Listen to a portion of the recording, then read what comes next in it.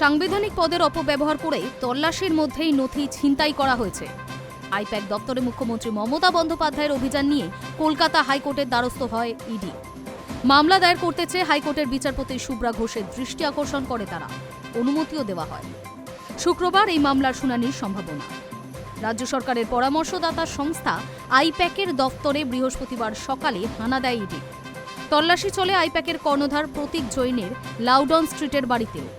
ইডির তল্লাশির মধ্যেই প্রতীকের বাড়িতে পৌঁছে যান মমতা। সেখান থেকে বেরিয়ে সল্ট লেকে আইপ্যাকের দপ্তরেও যান তিনি।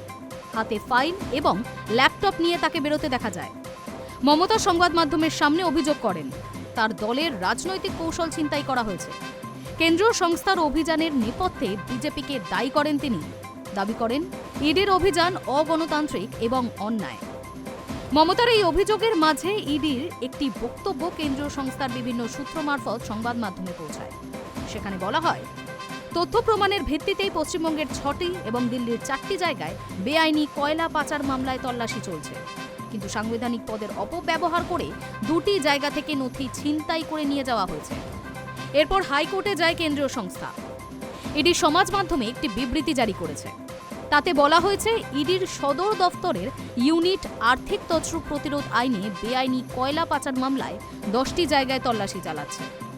অনুপ মাঝি কয়লা পাচারের সিন্ডিকেট চালাতেন এবং পশ্চিমবঙ্গের বিভিন্ন জায়গা থেকে চুরি করে বেআইনিভাবে কয়লা বাইরে পাঠাতেন। শান্তিপূর্ণভাবেই তল্লাশি অভিযান চলছিল, কিন্তু পশ্চিমবঙ্গের মুখ্যমন্ত্রী মমতা বন্দ্যোপাধ্যায় তার প্রশাসনের আধিকারিক এবং পুলিশ কর্তাদের নিয়ে সেখানে চলে আসেন এবং জোর করে নথি, ডিজিটাল তথ্য প্রমাণ নিয়ে চলে যান। অন্যদিকে আইপ্যাকের কর্ণধার প্রতীক জৈনের বাড়ি এবং অফিসে বৃহস্পতিবার সকাল থেকে ইডির তল্লাশি নিয়ে তুমুল উত্তেজনা। সকাল 6টা থেকে 9 ঘণ্টা ধরে চলে এই তল্লাশি।